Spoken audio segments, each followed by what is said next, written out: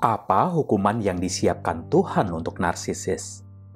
Ini pertanyaan yang memang selalu berkecamuk dalam benak setiap korban dan penyintas. Karena penderitaan yang mereka alami sungguh luar biasa. Dari narsisis satu, kemudian ketemu lagi narsisis yang lain. Sementara para narsisis ini hidupnya anteng-anteng baik. Makin makmur, tidur enak tiap malam. Istilahnya ketemu bantal 5 menit langsung terlelap. Sementara korban jangankan memejamkan mata, narik nafas aja pakai deg-degan. Air mata berlinang, pikiran berputar-putar mencoba mencari jawaban atau penjelasan tentang apa yang terjadi. Tapi nggak ada yang masuk akal. Mengapa Tuhan menciptakan makhluk seperti ini? Mereka seperti selalu lolos dari setiap kejahatan yang udah mereka buat. Sementara korban terus-menerus dirundung malang.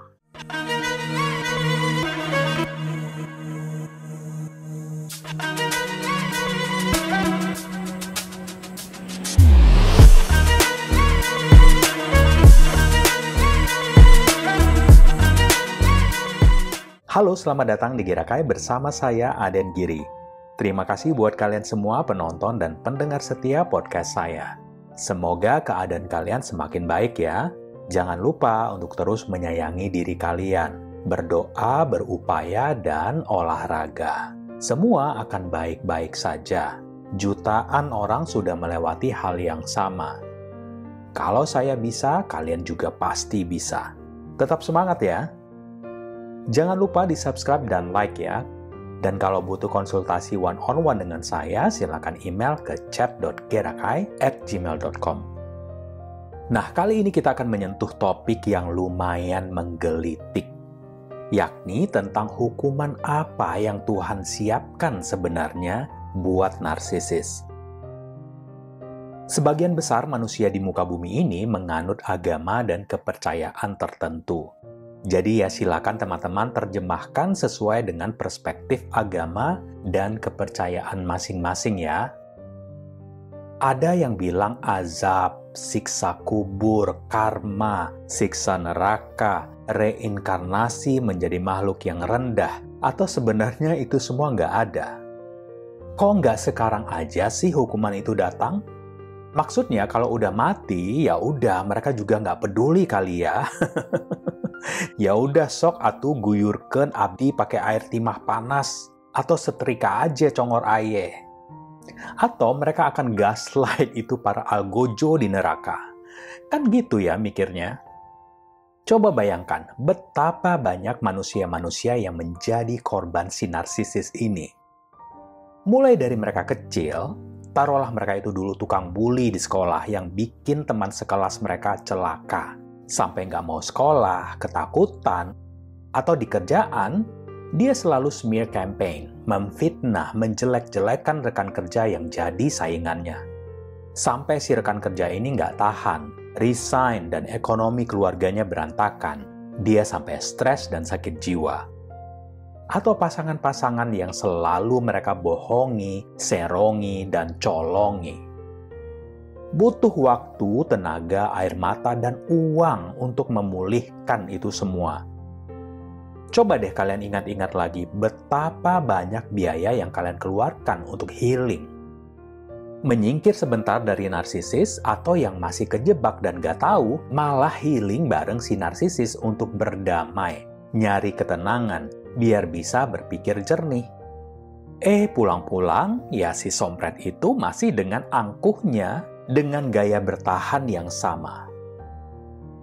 Terus kenapa mereka tuh malah jadi orang sukses, disukai banyak orang, dipercaya pegang proyek ini itu? Memimpin partai atau perusahaan, gonta-ganti pasangan, dan semuanya baik-baik dan cakep-cakep lagi. Orang-orang kagum dan mengidolakan mereka. Pokoknya hidup mereka justru kayak di surga nggak sih? Sementara korban makin terpuruk, mulai hal kecil misalnya binge eating, makan gak sehat karena depresi, mengisolasi diri, gak bisa kerja dengan baik, dipecat, kehilangan hak asuh anak, belum lagi korban harta. Kok nggak adil banget ya hidup ini? Sebelum pembicaraan dan ilmu tentang narsisme berkembang, dan ini baru-baru aja loh ya, bahkan sampai sekarang nih, ilmu tentang narsisme sebenarnya belum begitu banyak yang tahu. Para psikolog dan psikiater bahkan juga masih sering salah mendiagnosa orang-orang ini sebagai bipolar, anger issues, dan lain-lain. Baru sekarang ini mulai tersingkap.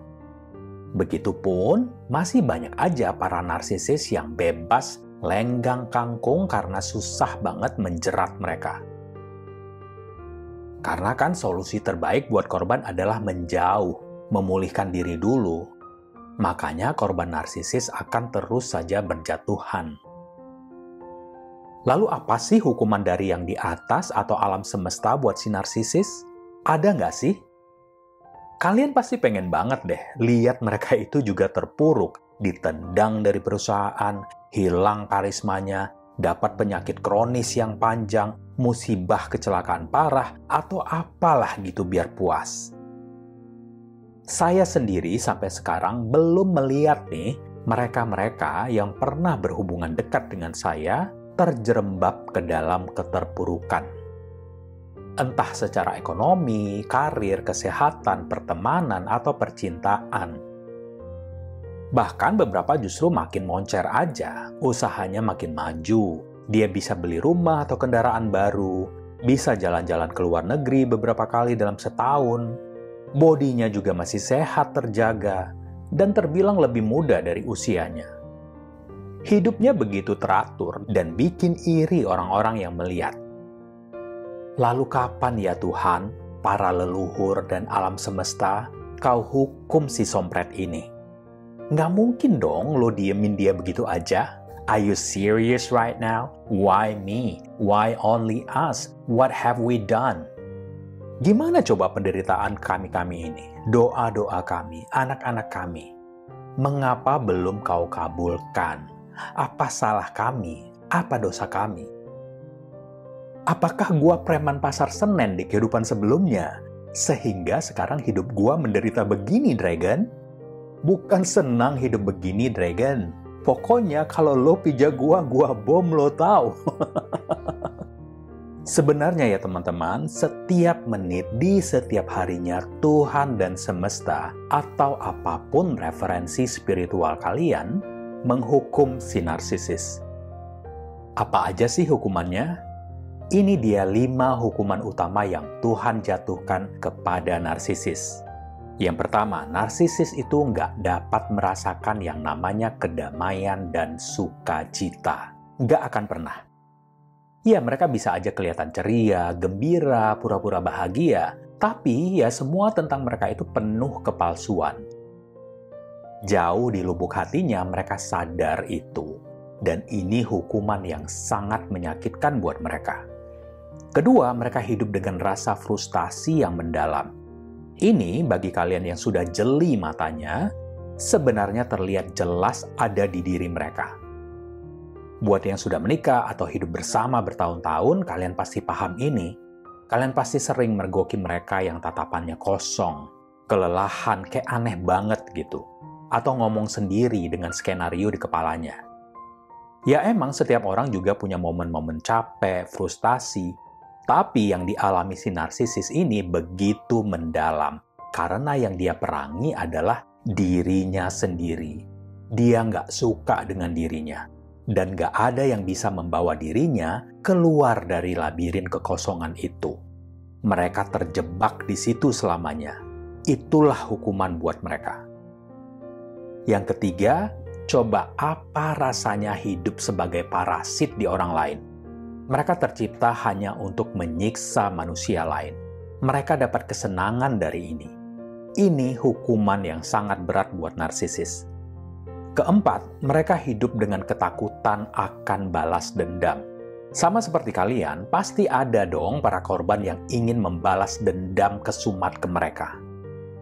Nggak mungkin enggak lah, bayangin nih ya. Dia kan udah merencanakan nih misalnya, oke, sama si supply ini, aku harus dapat apartemen dan mobil. Ya, aku akan bertahan 2-3 tahun, terus aku mulai berulah. Biar dia muak dan mutusin. Gampang kan? Dalam waktu 3 tahun dapat aset ratusan juta. Nah, kalau korban mulai ngeh, di-stoplah itu semua, dituntutlah dia, dan seterusnya, dan seterusnya. Dan pastinya, pasti banyak lagi kejahatan-kejahatan dia yang bikin dia selalu was-was.